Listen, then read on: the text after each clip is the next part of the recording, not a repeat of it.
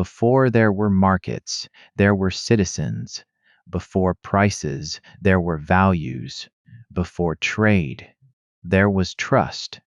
Polykraton begins here, not with profit, but with people. Polykraton does not ask how wealth is maximized. It asks something quieter and far more dangerous. How do individual actions become collective outcomes? How does private virtues shape public prosperity? And what happens when they drift apart? Long before charts and indices, this question defined the fate of cities.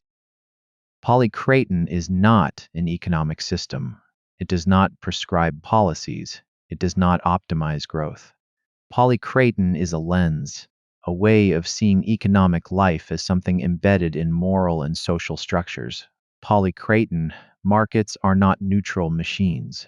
They are expressions of who we are and what we tolerate. The polis is more than a city. It is the space where character becomes consequence. In Polykraton, the economy does not exist outside the community. Exchange is meaningful only because relationships already exist. Without shared norms, prices lose legitimacy. Without civic duty, contracts lose meaning. Polykraton rests on several convictions. First, individual virtue and collective prosperity are inseparable. A society cannot outsource ethics to markets and expect stability. Second, justice in distribution matters as much as efficiency. Growth without fairness creates quiet fractures long before collapse. Third, economic activity must serve the common good. Wealth is not condemned, but wealth without purpose is corrosive. Polykraton places education at the center of economics, not technical skill. Character, because markets amplify behavior. They reward habits. They scale intentions. A community that teaches restraint produces different outcomes than one that teaches only accumulation.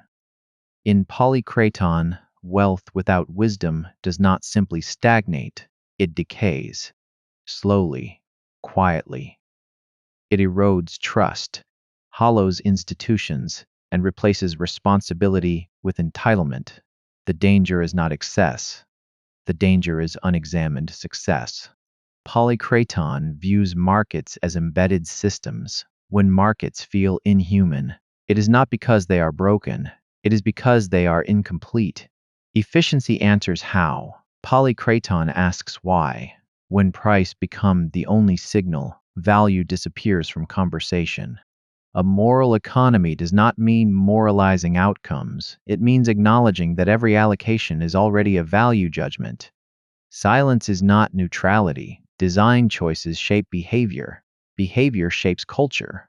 Culture shapes markets.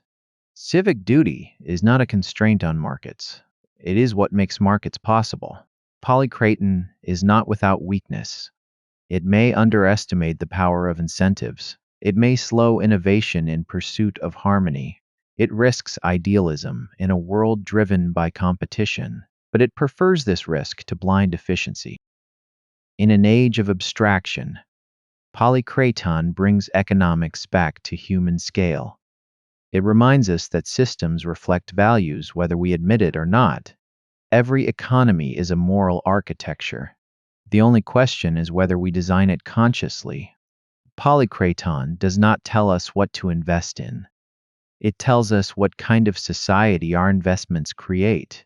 Before the market opens, the polis already exists, and it is shaping outcomes long before prices move.